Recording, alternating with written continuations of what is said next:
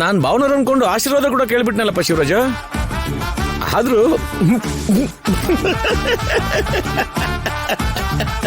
ಈ ಗೆಟಪ್ ಏನು, ಸೆಟಪ್ ಏನು, ಕತ್ತಲ್ಲಿ ರುದ್ರಾಕ್ಷಿ ಮಾಲೆ ಏನು, ಅಷ್ಟಕ್ಕೂ ಇದೆಲ್ಲ ಯಾಕೆ ಶಿವರಾಜ? ನಾನು ಏನ್ ಮಾಡ್ಲಿ, ಪಾರ್ವತಿಯಿಂದ ಏನೇನೋ ಮಾಡ್ಬೇಕಾಗಿ ಬರ್ತಿದೆ.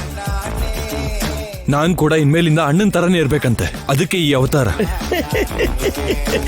ಶಿವರಾಜು, ನೀನ್ ಏನೇ ಹೇಳು ಶಿವರಾಜು, ಈ ಗೆಟಪ್ ಸೆಟಪ್ ಎಲ್ಲ ನಿನಗಿಂತ ಚೆನ್ನಾಗಿ ನನಗೆ ಚೆನ್ನಾಗಿ ಒಪ್ಪತ್ತೆ ಕಣ.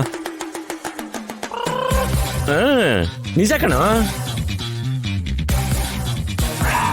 ಅಯ್ಯೋ, ಅಣ್ಣ ಬರ್ತಿದ್ದಾರೆ. ನನ್ನ ಈ ಗೆಟಪಲ್ಲಿ ನೋಡಿದ್ರೆ ನನ್ನ ಪ್ರಾಣ ಹಾರೋಗೋದಂತೂ ಗ್ಯಾರಂಟಿ. ಏನ್ ಮಾಡ್ಲಿ? ಸಸ್ಯಾಹಾರಿ ಅಡಿಗೆ ಅಲ್ದೆ ಮಾಂಸಾಹಾರಿ ಅಡಿಗೆನ ಮಾಡ್ಕೊಡಮ್ಮ. ಸರಿ ಅಣ್ಣ, ಇವತ್ತಿಂದ ದಿನ ನಾನ್ ವೆಜ್ಜೇ ಮಾಡ್ತೀನಿ ಬಿಡು. ಮನೆ ಅಳಿಯಾಗಿ ಬಂದಿರೋ ಅಳಿಯನ್ನ ನಾವು ಕಣ್ಣಲ್ಲಿ ಕಣ್ಣಿಟ್ಟು ನೋಡ್ಕೋಬೇಕಲ್ವೇನಮ್ಮ. ಅವ್ರಿಗೇನ್ ಕಮ್ಮಿ ಆಗಿದೆ ಅಣ್ಣ? ಹೊಟ್ಟೆ ಬಿರಿಯೋಂಗ್ ತಿಂದು ಗಂಟ್ಲ ತನಕ ಕುಡ್ಕೊಂಡ್ ಬಂದು ಸೂರ್ಯ ನೆತ್ತಿ ಮೇಲ್ ಬರೋ ತನಕ ಹಾಯಾಗಿ ನಿದ್ದೆ ಮಾಡ್ತಾರೆ. ಇನ್ನು ಏನ್ ಮಾಡಕ್ಕಾಗತ್ತೆ? ಅದು ನಿಜಾನೇ ಅಂತ ಇಟ್ಕೋ. ಮರ್ಯಾದೆಗಳಿಗೆ ಕಡಿಮೆ ಆಗ್ಬಾರ್ದು ಅಂತ ಹೇಳ್ತಾ ಇದ್ದೀನಿ. ಸರಿ ಅಣ್ಣ.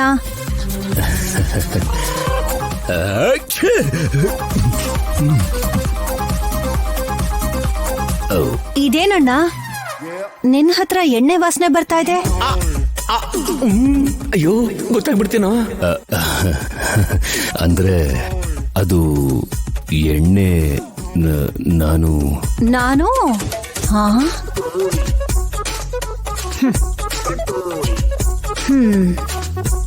ನೀನು ಕೂಡ ಕುಡ್ಕೊಂಡ್ ಬಂದಿದ್ಯಾ ಅಣ್ಣ? ಇಷ್ಟು ದಿನ ಅವ್ರಿಗ್ ಬುದ್ಧಿ ಹೇಳ್ತಾ ಇದ್ದೆ, ಅವರು ನಿನ್ನ ನೋಡಿ ಹೆದರ್ಕೋತಾ ಇದ್ರು. ಈಗ ನೀನು ಕೂಡ ಕುಡಿಯೋಕ್ ಶುರು ಮಾಡಿದ್ರೆ ಅವರಿಗೆ ಬುದ್ಧಿ ಹೇಳೋರು ಯಾರಣ್ಣ? ಕುಡುಕರನ್ನ ನೋಡಿ ಎಲ್ರು ಭಯ ಪಡಬೇಕೆ ಹೊರತು ಅವ್ರು ಯಾರಿಗೂ ಭಯ ಪಡೋದಿಲ್ಲ. ಕುಡುಕರು ಅಂದ್ರೆ ಏನ್ ಅನ್ಕೊಂಡಿದ್ಯಾ? ಈ ದೇಶದಲ್ಲಿ ಹೆಚ್ಚು ಟ್ಯಾಕ್ಸ್ ಕಟ್ಟೋದು ಅವ್ರೆ, ಪ್ರಭುತ್ವದ ಖಜಾನೆ ನೋಡ್ಕೊಳ್ಳೋದು ಅವ್ರೆ. ಅವ್ರಿಗೆ ಪ್ರತ್ಯೇಕವಾಗಿ ಗೌರವನ ಕೊಡ್ಲೇಬೇಕು. ಕುಡುಕರ ಬಗ್ಗೆ ಯಾವತ್ತಿಗೂ ಕೆಟ್ಟದಾಗ ಮಾತಾಡಬಾರ್ದು. ಈ ಮನೇಲಿ ನಾನು ಅದನ್ನ ಕೇಳಿಸ್ಕೋಬಾರ್ದು, ನೋಡ್ಲೂಬಾರ್ದು. ಇದೇನಣ್ಣ, ನೀನು ಕುಡಿಯೋರನ್ನ ವಿರೋಧಿಸ್ತೀಯ ಅಲ್ವಾ? ಇವತ್ತವರಿಗೆ ಸನ್ಮಾನ ಮಾಡೋ ರೀತಿ ಮಾತಾಡ್ತಿದ್ಯಾ? ನನಗಿಷ್ಟು ದಿನ ಆದ್ಮೇಲೆ ಅವ್ರ ಬೆಲೆ ಗೊತ್ತಾಗಿದೆಯಮ್ಮ ಪದ್ಮ. ಅವ್ರಿಗೆ ಸನ್ಮಾನ ಮಾಡ್ಬೇಕು, ಅದಕ್ಕೆ ಸ್ವಲ್ಪ ಖರ್ಚಾಗತ್ತೆ. ಹೋಗಿ ಒಂದ್ 5,000 ತಗೊಂಡ್ ಬಾ. ನೀನ್ ನನ್ನನ್ ದುಡ್ಡು ಕೇಳ್ತಾ ಇದೆಯಲ್ಲಣ್ಣ. 10-20 ಸಾವಿರ ಬೇಕು ಅಂದ್ರೆ ನಾನ್ ತಾನೇ ನಿನ್ನನ್ ಕೇಳೋದು. ಹೌದಲ್ವಾ? ಇವಳ ಕೇಳ್ಬಿಟ್ಟ. ಯಾಕೆ ಇವಾಗ ನಾನ್ ಕೇಳಿದ್ರೆ ಕೊಡಲ್ವಾ? ಅಯ್ಯೋ, ಯಾಕೆ ಕೊಡಲ್ಲ ಅಣ್ಣ? ನಾನ್ ತಗೊಂಡ್ ಬರ್ತೀನಿ, ನೀನ್ ಇಲ್ಲೇ ಇರಣ್ಣ. ರೂಮ್ ಒಳಗ್ ಹೋಗ್ಬೇಕು, ಅಡ್ಗೆ ಮನೆ ಒಳಗ್ ಹೋಗ್ತಿದ್ಯಲ್ಲ. ನನ್ ಗಂಡನ್ ಕಾಟ ತಡಿಯೋಕಾಗ್ದೆ ಬೇಳೆ ಡಬ್ಬದಲ್ಲಿ ದುಡ್ಡನ್ನ ಬಚ್ಚಿಡ್ತೀನಣ್ಣ. ಇನ್ಮೇಲೆ ಅದನ್ನು ಎಗರಿಸ್ಬಿಡ್ತೀನಿ. ಮಾಡ್ತೀನಿ ಇವತ್ತು. ನನ್ ಜೊತೆನೆ ಆಟ ಆಡ್ತೀರಾ?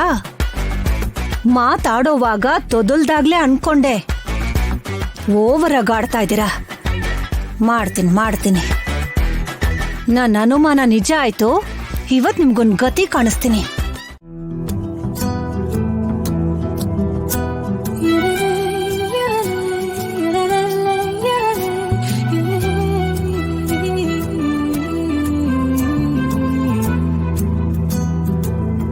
ಆದ್ಯ, ಐ ಲವ್ ಯು. ಏನು? ಅದೇ ಕೊಡು ಅಂತ ಹೇಳ್ದೆ. ನೀನ್ ಏನ್ ಹೇಳ್ದೋ ನನಗ್ ಗೊತ್ತಾಯ್ತು. ಮತ್ಯಾಕೆ ಕೇಳ್ದೆ? ಯಾಕೆ? ಇನ್ನೊಂದ್ಸಲ ಹೇಳಲ್ವಾ? ಅವರು ನಿಮ್ ಬಾಯಿಂದ ಕೇಳೋಕೆ ಆಸೆ ಪಡ್ತಿದ್ದಾರೆ. ಸರಿ, ಕೆಲ್ಸ ನೋಡ್ಕೊಳ್ಳಿ. ಇನ್ನೊಂದ್ಸಲ ಹೇಳಪ್ಪ.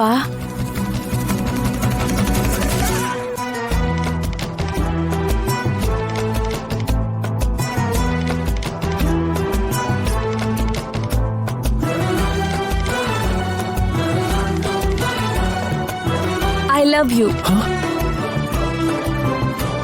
ಏನಂದೆ? ಎಲ್ಲಿ ಕೊಡು ಅಂತ ಹೇಳ್ದೆ. ಅದಕ್ಕೂ ಮುಂಚೆ ಏನಂದೆ? ಅದೇ ಇಲ್ಲಿ ಕೊಡು ಅಂದೆ. ನನಗೂ ಕೇಳಿಸ್ತು ಬಿಡು.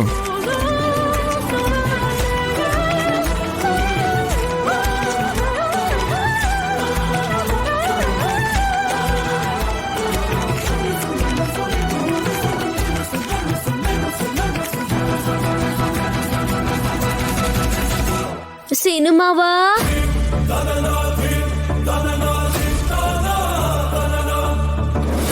ಮಾವ ಸುಂಟ್ರು ಗಾಳಿ ಬರ್ತಿದೆ ಅಂತ ಅನ್ಕೊಂಡೆ ಆದ್ರೆ ಕಹಿ ಗಾಳಿ ಬರ್ತಿದೆ.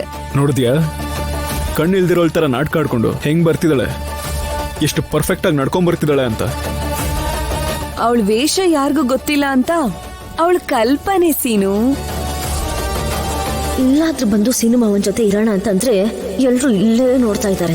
ನನ್ ಕರ್ಮ ಮಾಡ್ತೀನಿ ರೀ. ಆದ್ಯ ಕೂಡ ಇದಾಳ ಮಾವ? ಇದಿನ್ ಚಾರು, ಯಾಕೆ ನಿನಗ್ ಗೊತ್ತಿಲ್ವಾ?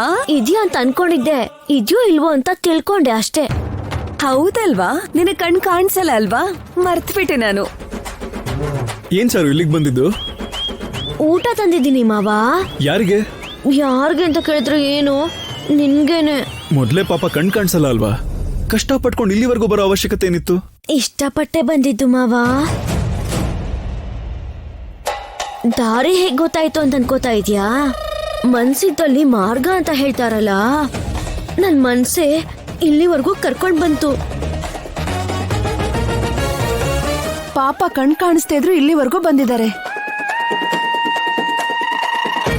ಇವಳು ಕಣ್ಣಿದೆ ಅಂತ ಅವ್ರಿಗೆ ಗೊತ್ತಿಲ್ಲ ಆದ್ಯ. ಇವಳ ಮೇಲೆ ಬೇಡವಾಗಿರುವಂತ ಕರುಣೆ ತೋರಿಸ್ತಾ ಇದ್ದಾರೆ. ಅವಳು ಕೊಡ್ಬೇಕಾಗಿರೋ ಸ್ಟ್ರೋಕ್ನ ನಾನ್ ಕೊಡ್ತೀನಲ್ಲ.